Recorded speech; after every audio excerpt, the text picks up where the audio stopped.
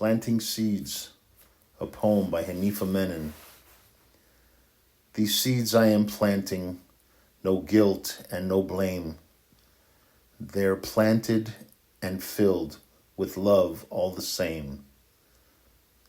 And I'm quite certain they raise me above with very same effort and too filled with love. With mindful attention, I gently rise, and I do amaze, delight, and surprise. The only one cheering, encouraging climb is true self within, an essence sublime. So then we can think about, oh, I know what you're saying.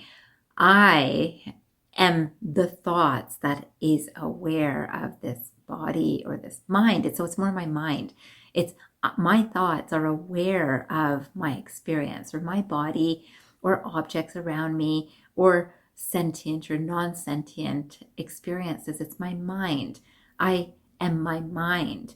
I am understanding my consciousness is my mind. Now, this is where we're still compartmentalizing right? So yes, I am not this body, but I am in my mind. This is the compartment that I exist in. And yet, if a surgeon was to go into the mind, the brain, they wouldn't find where it is that my experiences, my thoughts are, my feelings are, my awareness is, right? They can't find that. And if you speak to neuroscientists today, they'll say, yeah, consciousness is in there. It's somehow a product of the mind. And we haven't found how it's organized or what kind of chemicals lead to the creation of this consciousness, but the mind does create it through our experiences.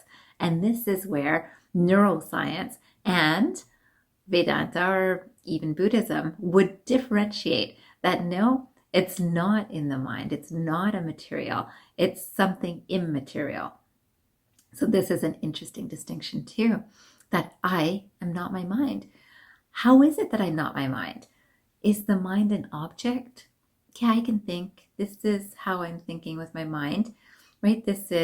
I can look at it on MRI, functional MRIs that are showing which parts of my brain are lighting up when I'm thinking about certain things, or if I'm hungry. I can look at that.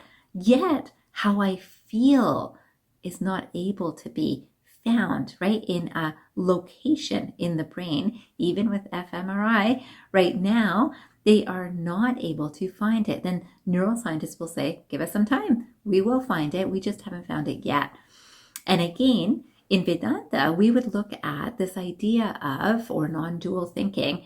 This whole idea is they're two completely different realms. This consciousness that is trying to be found by neuroscientists is a completely different realm of experience than this physical realm that we're thinking of. And physical realms are very much what's focused on in the material society, right? So in terms of our materialism, we will think if something has to have a material, this is the cause and effect, and it is material. Yet, what scripture and Vedanta specifically will focus on is the fact that it's not material, it is immaterial. And that's a really important concept that many minds have not such comfort in understanding or accepting.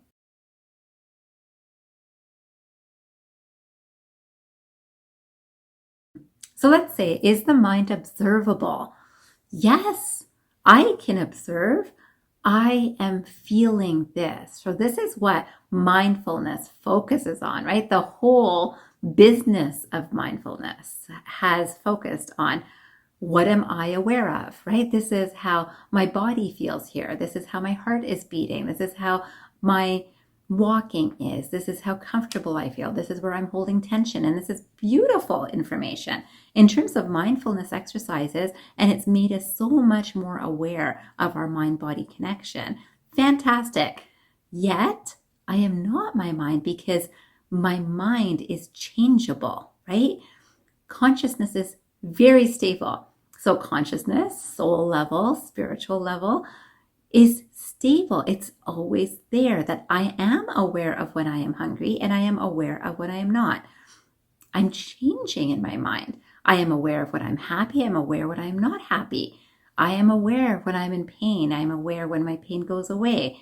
I am aware when I'm tired, and I'm aware when I'm energized. I'm aware when I'm happy, and I'm aware when I'm not happy, right? So all of these things, the awareness is consistent, yet my mind is changing, right? So my body's experiences are changing, and my mind's awareness of everything, even the thoughts in my mind is aware that my thoughts are changing.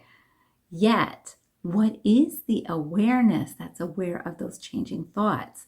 That's different than the mind itself.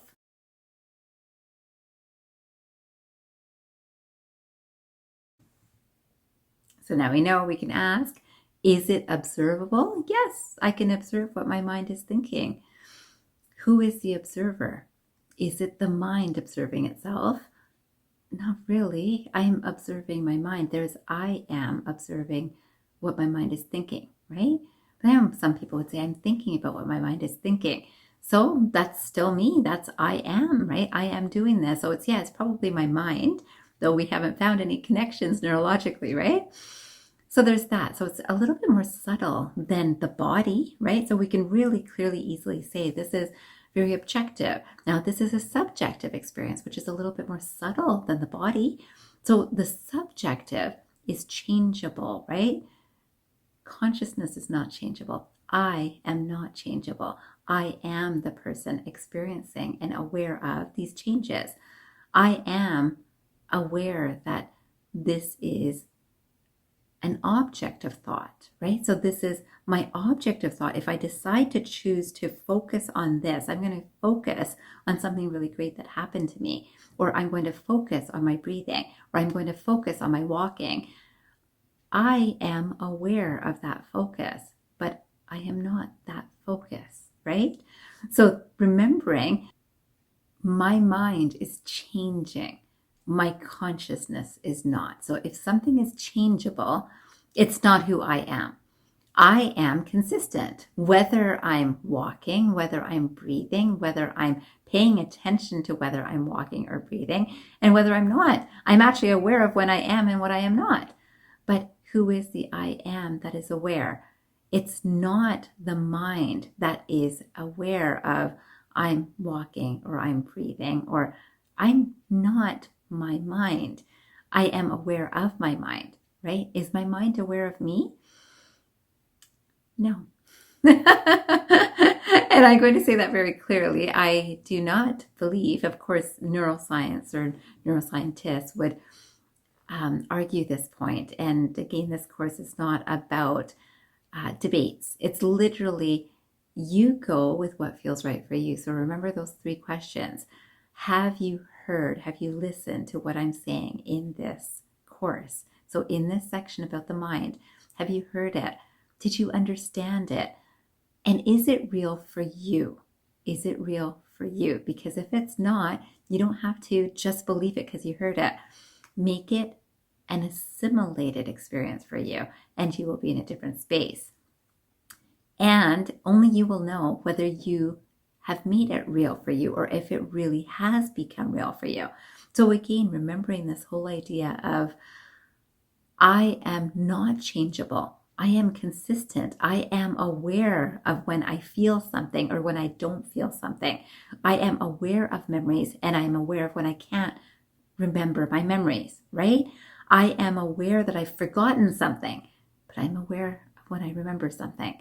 I am that same awareness, but I am not the forgotten memory, and I'm not the known memory now. So known memory now is knowledge. So am I knowledge?